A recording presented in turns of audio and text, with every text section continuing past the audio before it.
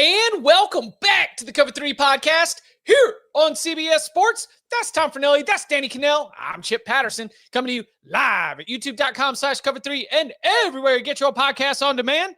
Thanks for hanging out. Smash that subscribe, smash that like, and come and join us in the chat, a.k.a. the Cover 3 Tailgate, where our friend Ian is asking, will Chip be playing as UNC and Old Bill in EA 26 come July 7th? That's right. The trailer for EA Sports College Football 26 is out as of this morning. Our friend Bud Elliott, he is boots on the ground. Robbie Calland, also boots on the ground inside EA, playing their little video games and such. We got a chance to see the trailer yet? What do we think? Looks fun. Way to be a Two guys company that man. already play it. It looks awesome.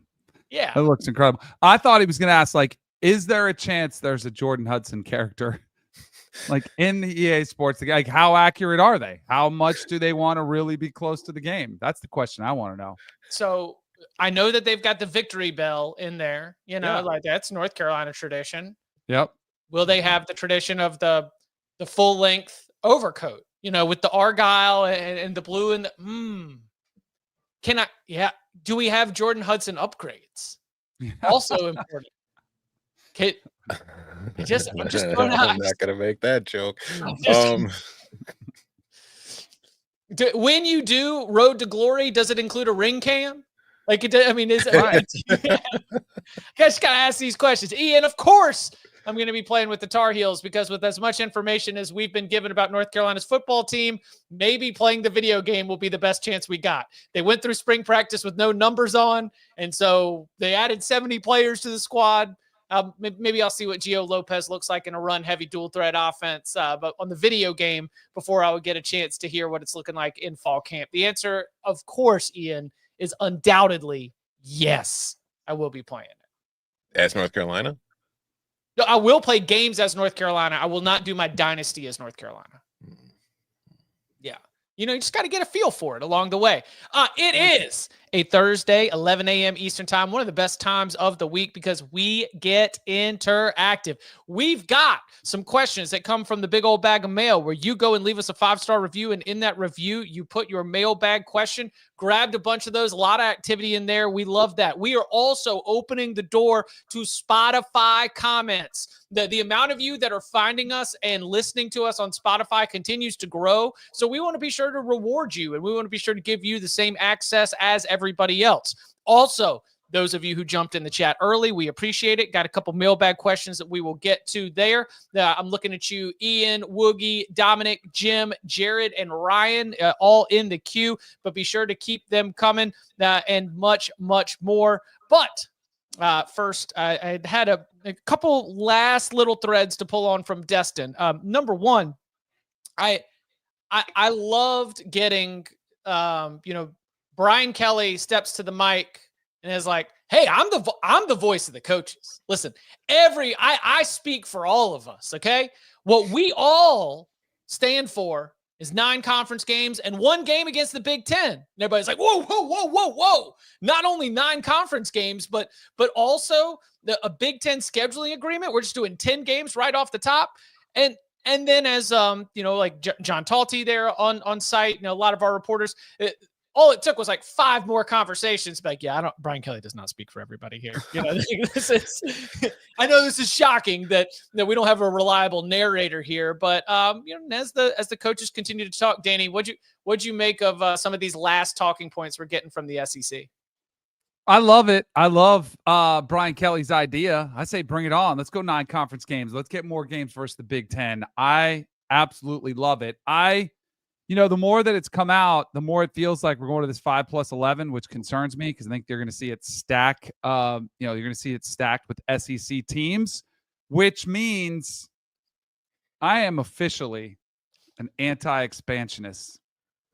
I'm done. Like 12 was the number. 12 was perfection. It was there. Sure, you could tweak it just a hair, but I am very concerned. We're skipping right past 14. It feels like I think all the momentum is 5+11. And I do think that the 9-game conference, like the 9 conference games, I think that's the negotiating point too. I think they're like, all right, If you want 9 conference games, we'll go 5 plus 11. So we're protected against losses, which bothers me because why are we worried about losses? Like I thought it was winning and losing, but that will diminish the regular season. It'll diminish conference championship games, which is something I never wanted to happen as a pro expansionist.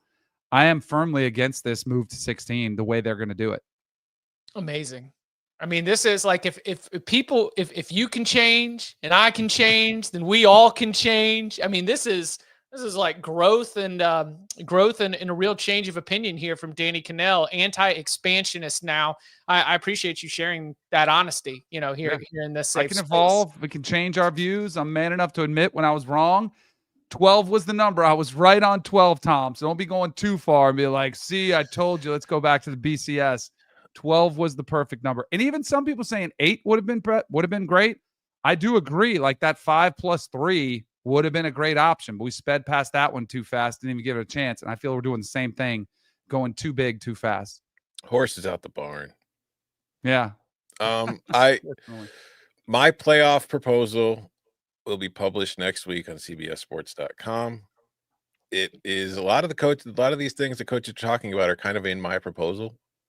It will be 16 teams, but as far as scheduling goes, I think my proposed schedule is for a Power 4 team to be playoff eligible.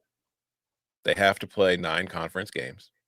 They have to play 1 non-conference game against another P4, 1 against a G5, and 1 against an FCS. So you've got your 12 games right there. So yeah, the idea of the SEC playing a 9-game conference schedule and then playing a Big Ten game is kind of in line with what I was thinking with my proposal. I think that it is important that if we're going to expand the playoff to 16, and we are, let's not pretend they're not going to. They will. You have to have uniform scheduling if you're going to have as many at-large berths as the 5 and 11 proposal has, as even the 4-3-3-2 whatever. That you have to have teams playing similar schedules. While they're never going to be the same, because the truth is, like, the SEC plays tougher conference games than the ACC does. Like, there's no Wake Forests or Boston Colleges at the bottom, or at least there aren't as many. There are. That's one myth we should kill. There are really bad teams in the SEC. There just aren't as many as there are in the other leagues. But I do think you need to have some sort of equity in scheduling to kind of separate who the true at-larges are. I could rock with that. How does Notre Dame fit into that? Notre Dame is they have to play 10 Power 4 opponents every year if they want to have playoff eligibility. We are not going to make them join a conference, but we are not going to give them special treatment. And that's not that big of a deal, because you know how many Power 4 opponents Notre Dame's playing in 2025? 10. Yeah. So they would play their 10, and they could play Navy, and they could play somebody else. I think Army Navy is the 11 and 12. I remember and they could do that every single year.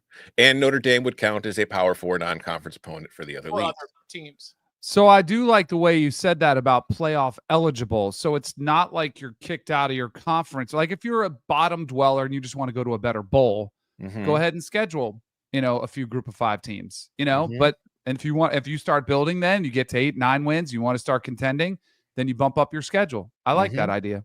I really like the idea. I fear for the mid-level power conference team who then starts kicking and screaming saying we can't find we can't find the opponents. You'll find opponents. Okay. If you want one, Alabama, and you're a mid-tier program, Alabama will play you if it meets the requirement. But also another part of my plan to kind of ensure that teams do that is, like, for the SEC and the Big Ten, I told you guys yesterday or Monday or whatever, like, they have 3 auto bids in my proposal, but we cap them at 4, so they can't get more than 4 teams. But the auto bids are based on nothing but conference record, not ranking. So basically, in my proposal, non-conference games for those teams are kind of like a free roll, because if you schedule Ohio State and lose, if you're Georgia, it doesn't impact your ability to get an automatic berth in the playoff as long as you finish in the top 3 in the SEC. Whereas if you win, it's a huge boost to your resume if you don't finish in the top 3 in the SEC. Okay, so when's Tom's proposal going live? Sometime next week? Sometime next week. It's all turned in, buttoned up? I sent it to you. You send it in a text. I can't open. I can't open an Okta in a text. Well, I'll email it to you then. Yeah, email it to me, and then we'll be able to do it. And then you can not read it, and you can pretend you did. I thought you were trying to coordinate our stories for later today. Keep your eyes out. We've got some big news at CBS Sports that should be going live here very, very shortly. Okay. Let's keep this thing rolling with some of your questions from the tailgate. This one was Ian, jumped in at 7:55 a.m. Eastern time. Love to see the early birds. Ian says, what do you guys think are realistic expectations for Bryce Underwood in year one? There is a ton of hype around him, but making the leap to the Big Ten seems like a tall task for a young player. Heisman national title. There you go. Boom. That's it. There's a realist. I think that you shouldn't expect too much. I think, like Bud has said, and Bud didn't make the direct comparison, but Bud has said when they saw this guy at camps, it was the closest thing they'd seen to Cam Newton since Cam Newton. But remember, Cam Newton's 1 year at Auburn was not his freshman year. He spent some time in Florida, transferred. He sat around for a while and learned before he became the starter at Auburn. So Bryce Underwood, as talented as he is, I think Michigan's plan will be Mikey Keene as your starter, and they will have a package for Bryce Underwood, and they will work him in spots slowly. And if he flourishes, okay, maybe he earns a starting spot. But I don't think he's going to start more than 2 games at most this year unless Mikey Keene gets injured. See, I think a realistic expectation, which would be lofty, is that he does take the job from Mikey Keene. And, like he starts 8 or 9 games for Michigan, and I think a good realistic expectation is he could be a good game manager in a system that's run heavy, similar to what you saw from J.J. McCarthy, like when he was coming in early, splitting time with Cade McNamara, similar to what you saw from him. Now, he made some big-time throws in clutch situations, third downs, red zone. Like, I think that's where it gets a little lofty. But I think if he's an 8 or 9 game starter and he's like 13 passing touchdowns with 3 or 4 rushing touchdowns, 4 or 5 interceptions. Like, I think they'd be a great year for him. And I think they could probably win 10 games and maybe make the playoffs. If they get that out of Mikey Keene, I think it's probably the same. Like, they were close last year to being competitive with the worst quarterback room in the country. But I think if Bryce Underwood is a difference maker as a runner, I think that's where it kind of separates them and gives them a little bit more of an edge. 20 total touchdowns, less than 10 interceptions. It's phenomenal. It's great. Just like that could get you to. Does that seem too wild? Yeah. No. Okay. I mean, I think it's lofty, but I don't think it's crazy. Mm-hmm. Okay. Let's keep it going with this is, speaking of the college football playoff, Dominic jumped in at 8:48 a.m. Eastern time. Dominic, I owe you an email. I'll get to you soon. I appreciate your loyalty to the show. Dominic says, you answer Dominic's emails. You haven't emailed me yet. Great show.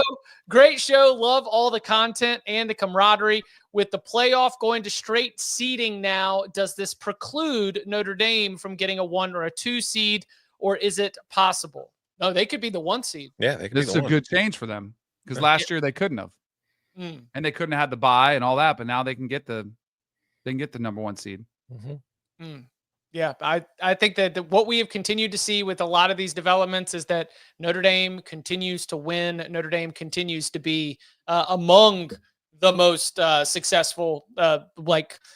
You're going into these negotiations, and we're always trying to figure out, like, okay, SEC and Big Ten are fighting for something, and ACC and Big 12 are fighting for scraps, and everybody else just wants to make sure that they're still involved so they can get in it. And Notre Dame just gets advantage after advantage after advantage. So, yep, they could be the 1 seed, they could be the 2 seed. And I think that based on the team that they have, being a top 5 seed is what Notre Dame fans would like to see at the end of the year. Mm-hmm. I do think, and I think Zapatos is right. I think 12-0 is getting a bye. I do think 11-1 comes into question. When you look at their schedule, and that, of course, depends on who you lose to. Northern Illinois. Yeah. There's no Northern Illinois on the schedule this year. Right. That's why they're playing 10 Power 4 opponents this year, because they're right. tired of losing to Marshall and Northern Illinois. But yeah, I'm sure you guys saw the comments from Sark, who was like, I don't think we're ever going to see an undefeated champion again. Right. I mean, basically saying the grind of the schedule is getting tougher. So I do think, but I do think if they're 11-1 versus a Big Ten 11-1 or an SEC 11-1, that team's probably going to be number 1. All right. So do we agree with Sark that we're never going to see an undefeated champion? No. You don't? I do. Bud said something yesterday about super teams, like he's not sure they're going away. I do think you're starting to see it spread out a little bit among the top 10. So, like, I do think there will be some, and especially with the turnover in the transfer portal, like if they straighten that out, maybe it comes back. But I would tend to agree. Now, I think there might be an outlier. Like, I don't want to say never. Like, there could be a team. So if that's the case, then should you lose a game during the regular season? Like if you're Oregon and you're 11-0 going into rivalry week, do you lose on purpose? No. No? Never. Why not? Because sends the wrong message. It's impossible to go undefeated though, Chip. Look, no. Okay. Because if you win that game, you are confining yourself to a loss in the playoffs. 2018 national championship game, Alabama shows up 14-0. Clemson shows up 14-0. I'm pretty sure that is the first meeting of 14-0 teams in the national championship. But that was 2018. That wasn't a 12-team field. Let's look at the history of the 12-team. How many teams went in undefeated last year? How many teams, Chip? Talking out loud. How many teams? Undefeated last year? Yeah, in the playoff. That'd be 0. There wasn't an undefeated team? By the end of it. By the end of the playoff. No, at the start of the playoff, how many teams were undefeated? It's Oregon. How many games did Oregon win? Well, 0. Case closed. That's not case closed. Case closed. You got to lose a game in the regular season or you've got no shot to win the whole thing. Yeah, according to 1 year, the college football playoff. All right, so Michigan's 15-0, Clemson's 2018. Bama had one, right? Bama's 2020 was in a shorter schedule. Mm-hmm. I think that we will see 16-0 national champion at some point. Like it's just the potential of a little bit of bracket luck is the same as a little bit of bad bracket luck. You know, bad bracket luck that Oregon, the team you just mentioned, faced when the fact was the path that Oregon did have to face was tougher than it should have been for a number 1 seed in that bracket if the seedings and the rankings were aligned. That is kind of a fun footnote of like the Nick Saban tenure, isn't it? What, the 2020 team was the COVID? That as great as his teams were and as great, like all the national titles he won, he only finished 2 seasons undefeated. One was 2009, which was still the BCS, and the other was 2020, which was the COVID year. Right. All the Bama titles in between all had a wild regular season loss. So what happened then, Chip? Oh my God. No. Just saying, losing a game in the regular season improves your odds to win a national title. The data backs it up. We are not losing games on purpose. That is CBU. Then go be a loser for the rest of your life. Finish in second place, all you want. That was like the second place Patterson. That was like the baseball streak. It was like 20 years where the 1 seed hadn't won the national championship. Then Tennessee won it last year. You want to be the team that bucks the trend. How many teams? When was the last time an undefeated team won a Super Bowl? 1973. What happened when the Patriots were undefeated in the Super Bowl? They did lose. To who? Some crappy ass Giants team, Chip. Go ahead. The Colts. Try to win every game, dummy. That's a loser mentality. The Colts lost that one where they pulled all their starters and then they got bounced in the first round of the playoffs because they were trying to, just bad luck. Yeah. But you want to talk about loser mentality, Chip? Loser mentality is thinking you got to win every game. No, loser. You learn more from a loss than you do from a victory, Chip. Loser. Hey, listen. Get better. Improve. Loser mentality. Growth mentality.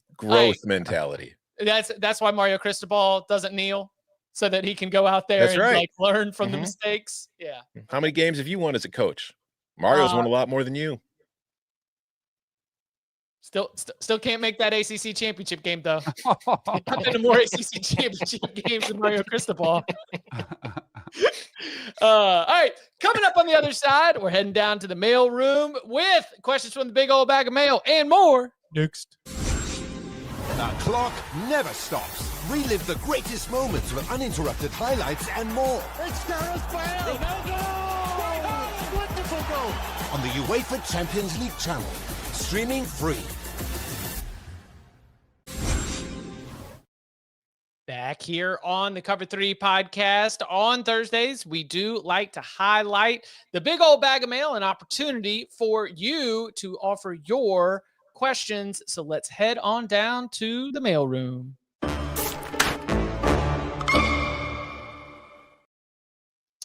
All right.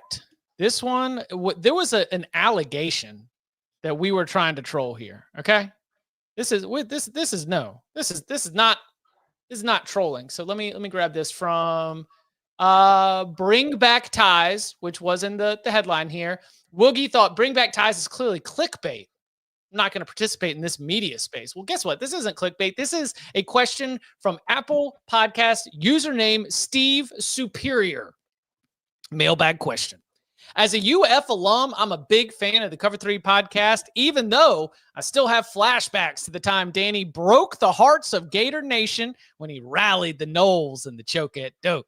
The outcome of that game leads into my question about ties. I always like looking at old records and seeing things like 10-1-1 or 9-1-2. I honestly wouldn't hate seeing ties come back, but just for the regular season only, and not championship or playoff games, obviously.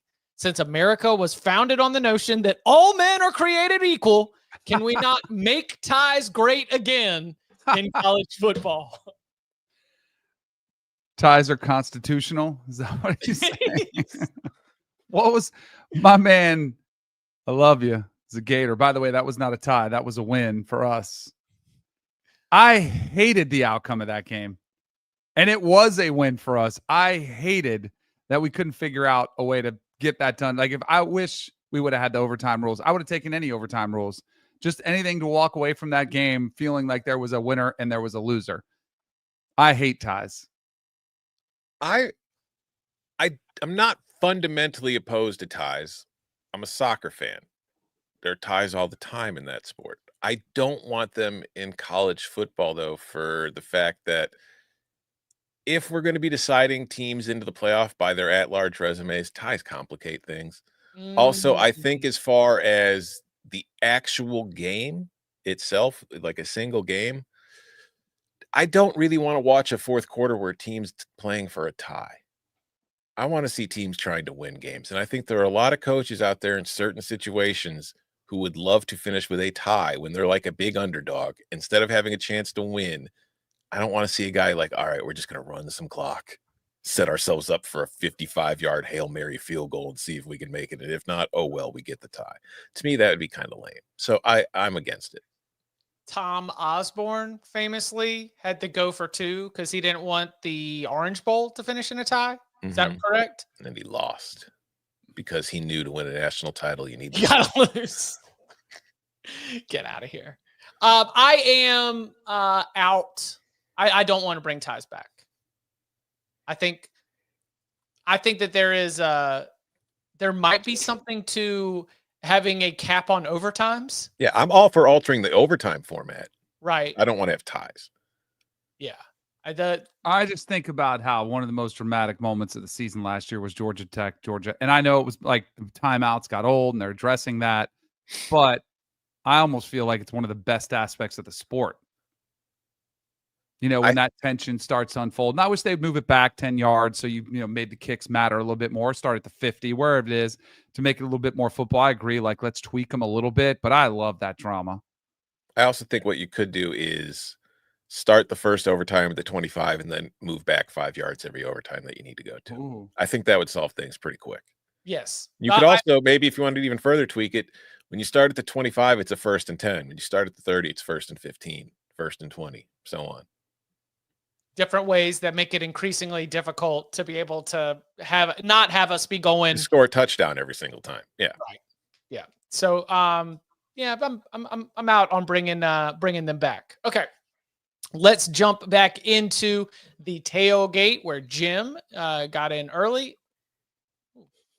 Jim said ESPN in 2009 swapped NCAA and NBA hoops announcers for a night.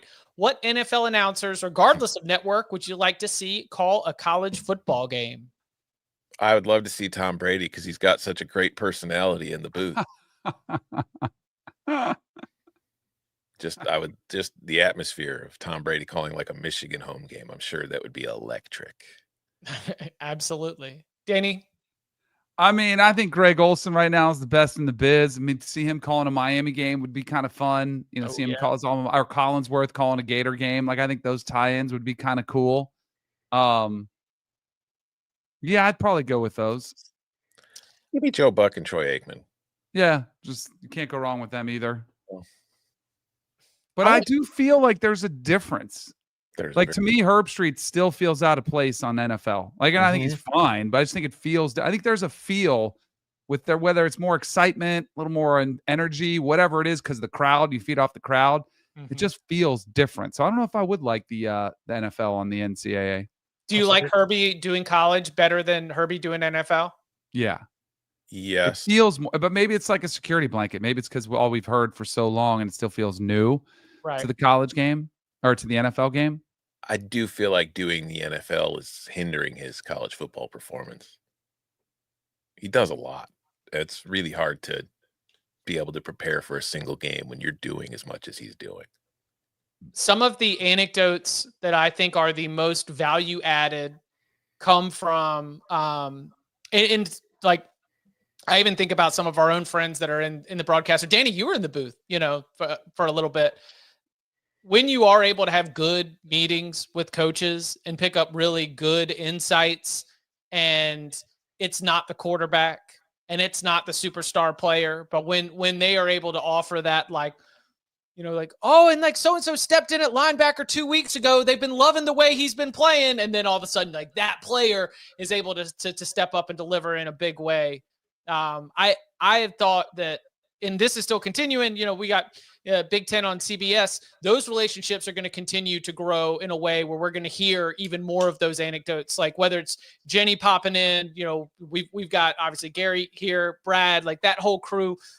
When they're able to offer those little bits along the way, I love that. I don't know if, for example, Charles Davis is going to be coming in and like having those same relationships if we do the SWIP swap. Do I think that it would be, I don't know, Jim, like if we got Tony Romo in there, like I think it would be very, very entertaining. But I think that the relationships that are formed from college announcers from being out there for a season or multiple seasons or year after year after year, that's what gives you that stuff. Because at the NFL, we all know these guys. Like, you almost have an overexposure to the roster so that the value added is so different to the college game, where most fans only know 4 players on the, for the field. So I like that about a lot of college announcers, when you're able to offer that insight on players outside of the quarterback, outside of the 1 or 2 superstars that everyone knows.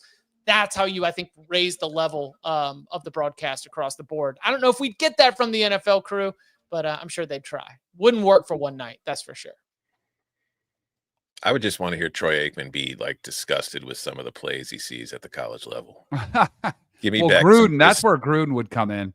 But Gruden's done college games, and I think Gruden's too positive to be that way. I think his just approach to football is he's so excited by it that he would not be like really dogging college kids for making mistakes. But I think Troy would. I get strong Chris Spielman vibes, because I mean, Troy does it to NFL players. I'm sure he would do it to college guys too. But that was why Chris Spielman was one of my favorite color analysts, because he would just be mad in the booth when guys were making mistakes. Furious. Not calling him out, but he would just be like the coach and him quietly steaming like, you gotta fill that gap, Chris. Or, Sean, like Sean was his play-by-play guy. You can't make that mistake. This is what happens. Gosh. Running back doesn't pick up the blitz. Spielman's brain explodes. Oh, he was great. Yeah, good stuff. Let's keep it right there in the tailgate.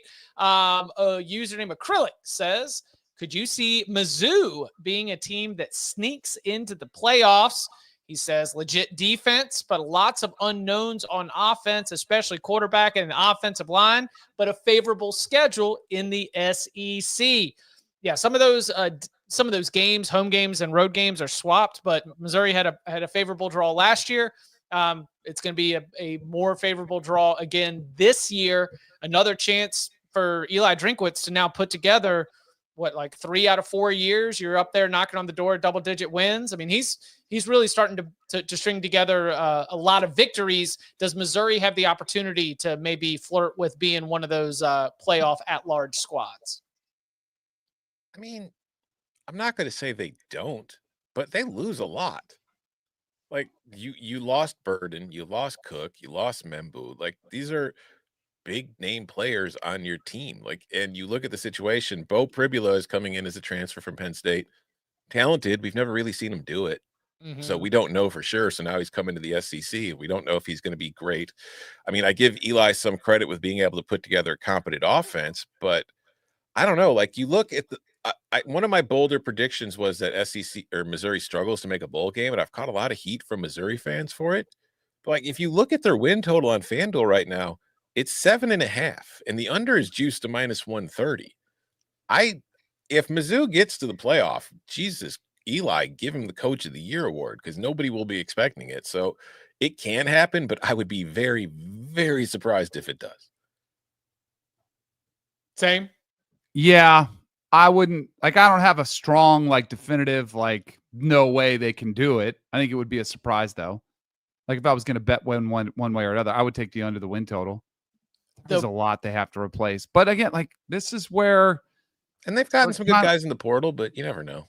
This is where it rubs me a little bit the wrong way when we talk about schedules and how tough it is to play in the SEC and all this. I'm like, there's a couple tough games on there, but there's a lot of games they could win. You know?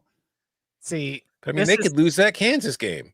They could. They could lose South Carolina. They could lose Alabama, at Auburn, at Vandy, A&M. Like, there's a lot of games on there that Missouri is capable of losing. The problem with the way I am looking at Missouri is that I am not jumping on board with a lot of the changes and getting excited about them. And they are playing games against other teams where that is the case. That at Oklahoma, I'm like, all right, well, you know what? Like, you got Arbuckle, you got John Mateer. The offense is like, this will be a year Oklahoma takes a step forward. All right, Marcel Reed, he's not thrown into the fire. He's had a whole offseason to try to be able to get coached up by Colin Klein. You know, Texas A&M should be there. Okay, well, what are we going to get from this superstar group of wide receivers at Auburn? You know, Vanderbilt, you know, y'all just shouted out a couple of them, but South Carolina, Alabama, I mean, we very quickly are getting to 4 or 5 teams that I am looking for something from this year, and to win all of those games seems unlikely, but probably what you need to do, that needs to be a 10-2 to knock on the door. You need to go 10-2 against that schedule, and I do not see 10-2 against that schedule. Yeah, I think sometimes fan bases will look at their schedule in a given year, and they'll see, like in Missouri's case, you don't see Georgia and you don't see Texas. So you say, oh, we've got an easy schedule this year. It's like, well, you're still going on the road to Auburn. You're still going on the road to Oklahoma. You're still going on the road to all these teams that aren't bad. Like, they just didn't have great seasons last year. Yeah. But I do think it's like Chip saying, like, we feel more bullish on, like, those games are going to be tougher because of the investments they made. But what if John Mateer doesn't work out? You know, what if Auburn falls flat in their face again? What if Kalen DeBoer can't, what if they're rotating quarterbacks? Like, you could see it. Like, I could paint the picture again, but I think it's almost like there's been more investments made at those other places.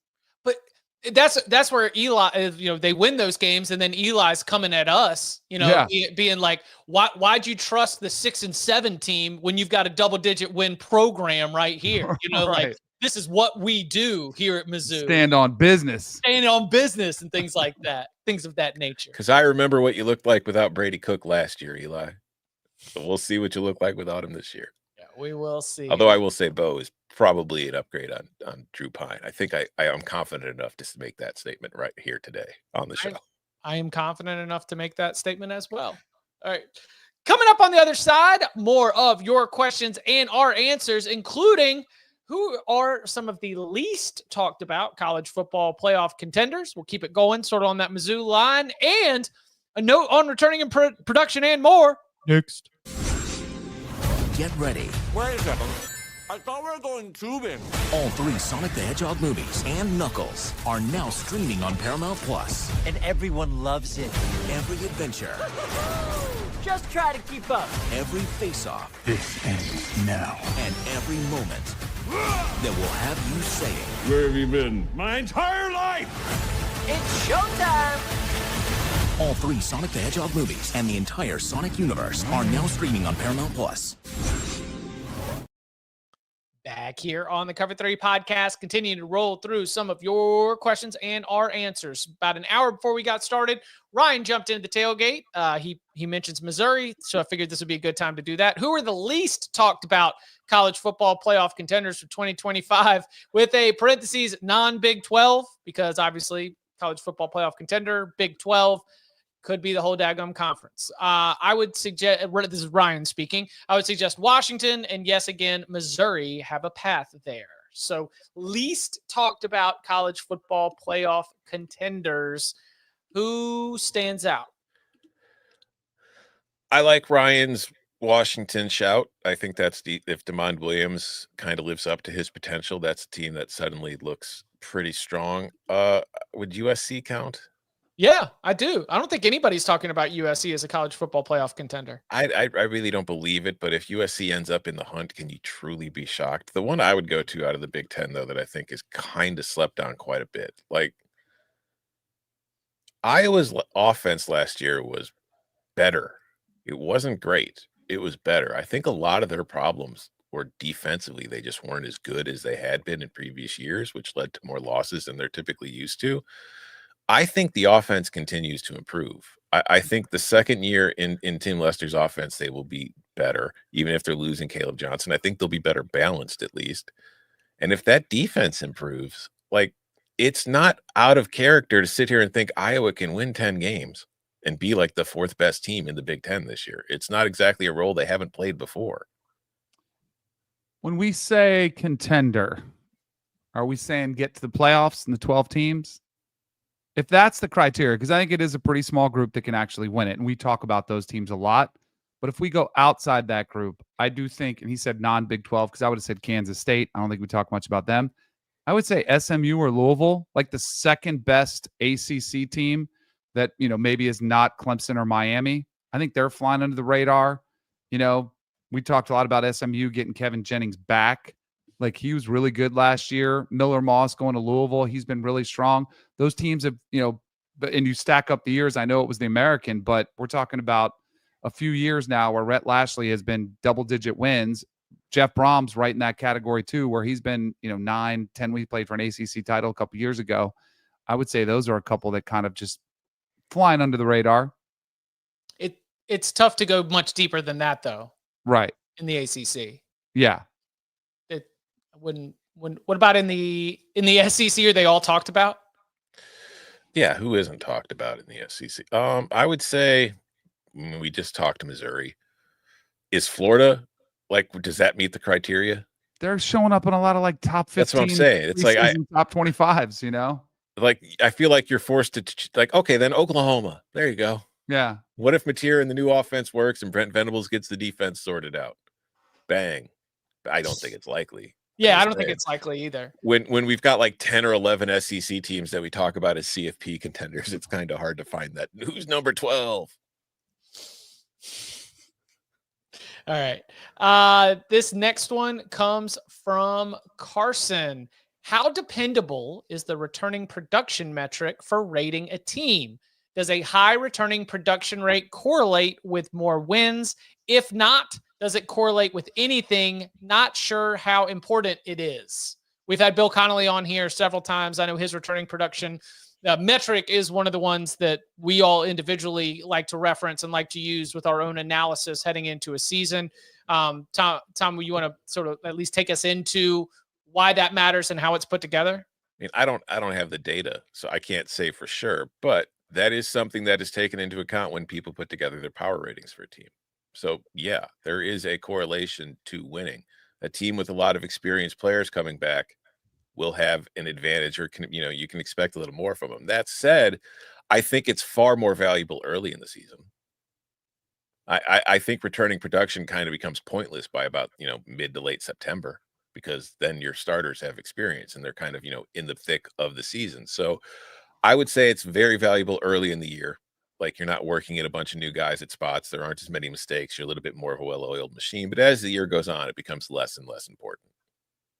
I also think who are you returning?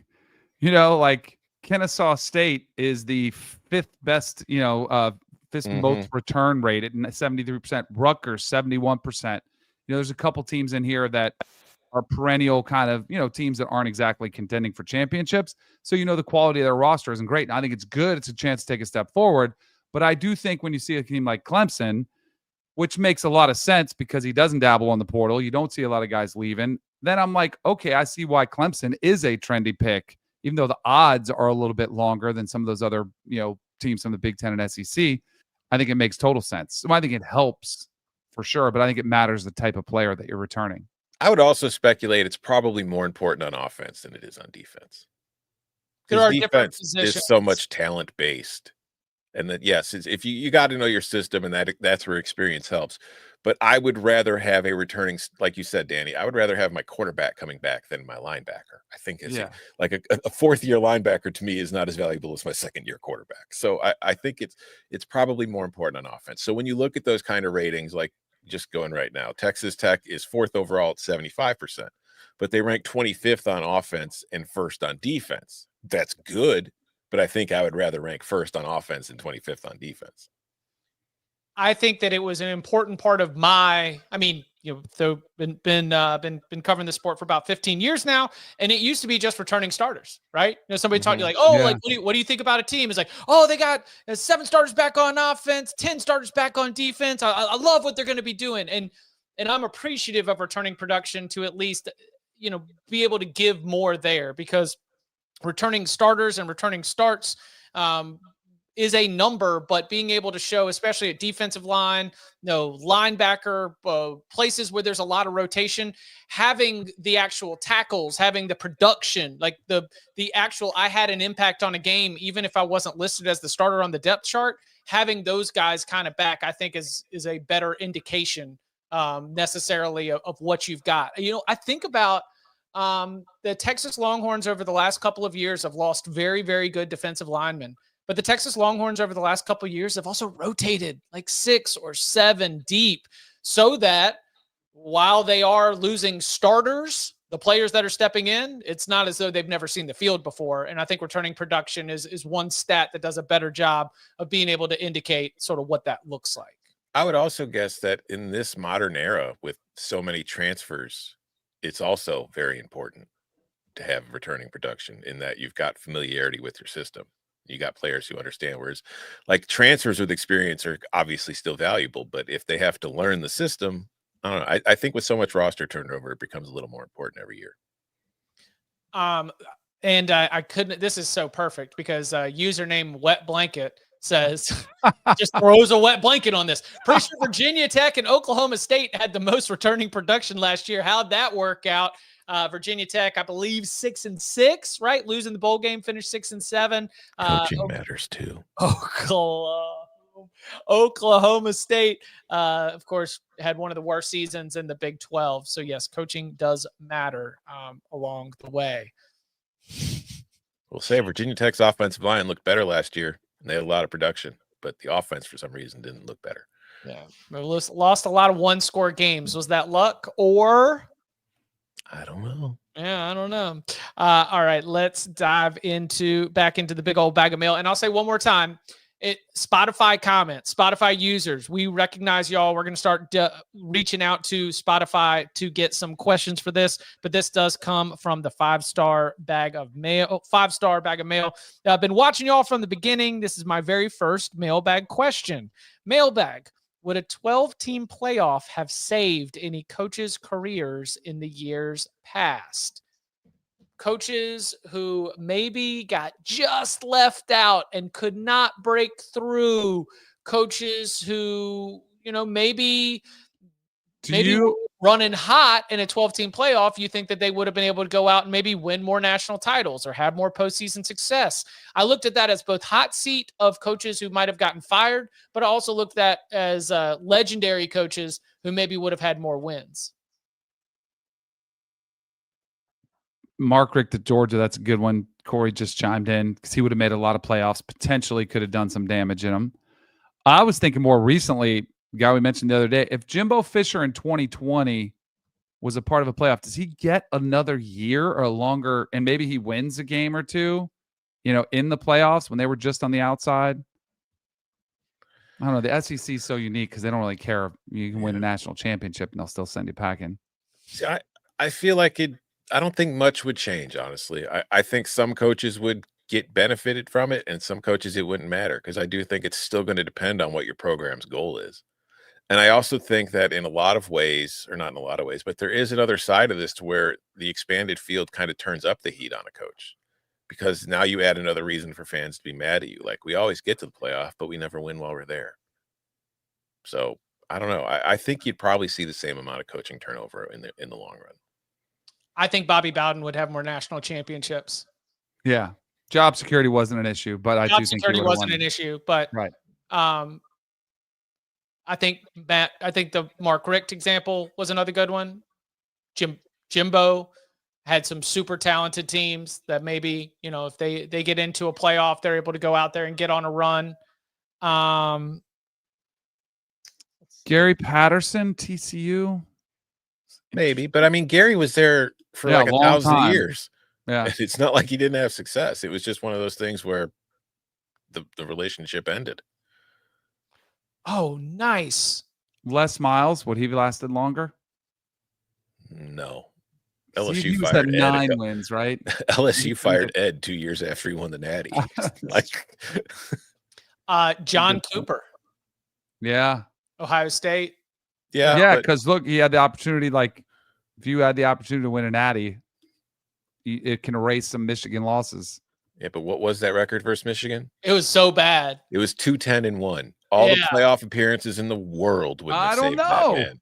I don't know. We just spent the last year talking about if Ryan Day doesn't win the national title after losing Michigan, they're going to fire his ass. But he did. That's my point. He got that opportunity. John Cooper, Maybe John Cooper could have won them. He wasn't going to be winning national titles with those Ohio State teams. Those weren't like they were good teams, but they weren't incredible. Does Pete Carroll have more titles if he's able to keep USC running hot? Yeah, but Pete probably still leaves because it's the NFL. Yeah, it's where he started. What if we had NIL era and we were allowed to pay players? Would he have just stayed there? Maybe, but I think Pete would have won. I think the failure at his first coaching stop in the NFL was always going to eat at him, and he would want to go back to prove he could win. I agree with that. Let's see, Dan Mullen, maybe that could have bought him a few more years. Yeah, but he was consistent. Like, he was going to the SEC East. He was getting to the title game. Just couldn't. But if he was in the playoffs, maybe they could have done some damage. You're right.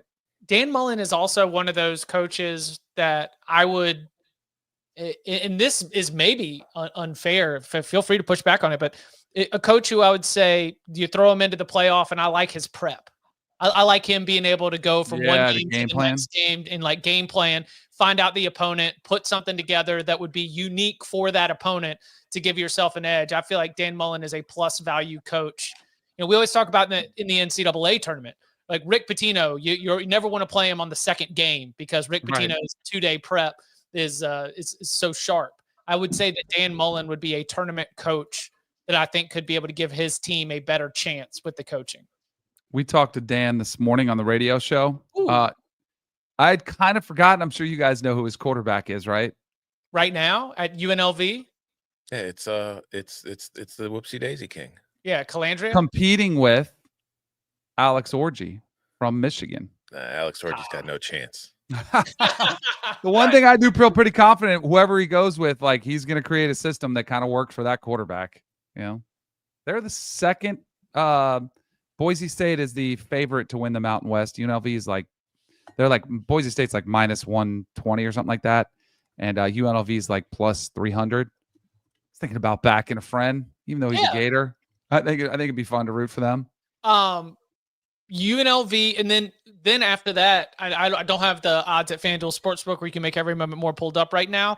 But then you get into a bunch of teams that I would just want to back on a week-to-week basis, but do not trust to be able to navigate the whole season and win a lot. Like, right. San Jose State, Fresno State, like those are the following ones. Oh, Broncos at Utah State now? Like, let's go. Let's load up on the Aggies right now. A little bit of breaking news here that we've got as we head you off into the weekend. We're going to send you off with some great news. The College Football Hall of Fame has announced here on Thursday they will lower the win percentage from 60 to 59.5%. Now, why does that 0.5% matter? Because one of the legendary coaches of the game, Mike Leach, RIP, was sitting right there. So that means that the former Mississippi State, Washington State, and Texas Tech head coach will be eligible to join the Hall of Fame. I am okay with them adjusting the rules of the Hall of Fame for somebody who is probably worth being an anomaly and getting some special treatment here. I don't have any issues with it. Cowardly move by the College Football Hall of Fame to cave to public pressure. Yeah, no, it's a great move. Mike Leach. I mean, I understand why they have the threshold, because there are so many college football coaches that you kind of want to limit the amount that you would say are Hall of Fame worthy. Whereas you can argue like a guy that didn't win 70% of his games, so it was graded a mid-tier school, should probably be in the Hall of Fame. But I think that if you think if a Hall of Fame is supposed to be a museum of a sport and kind of tell you the history of the sport, you can't not have Mike Leach in, because he had such an impact on this sport as far as the offenses we see out there today. Like, Mike Leach wasn't the only one who behind them, but he was one of the bigger innovators and guys who helped spread that air raid offense across the country. Literally across the country. Mm-hmm. I mean, that's the other thing. It's like he did it across multiple decades in 3 different power conferences at a high level, and everybody emulated it, and he was just one of the best. So, Tom, you took the words right out of my mouth. He is part of the story of college football here in this century. So, the 25 years that we've had of it so far. So I love the fact that he's going to do it. Good on the College Football Hall of Fame that we're going to be able to have a nice little spot for him down there in Atlanta. It'd be nice if other Hall of Fames finally understood their purpose. Baseball. They're coming around. All right. Little bit of housekeeping note. So next week, a lot of summer school. Wednesday, the boys will be here with you to catch you up on all the latest from around college football. Summer school episodes on Monday and Thursday. Then we will be back full staff the following week. So best of luck as I throw on the orange jumpsuit to go do some more community service. I appreciate y'all holding down the fort. And you can follow him on Twitter at Tom Fornelli. You can follow him at Danny Kanell. You can follow me at Chip _Patterson. Gentlemen, thank you very much.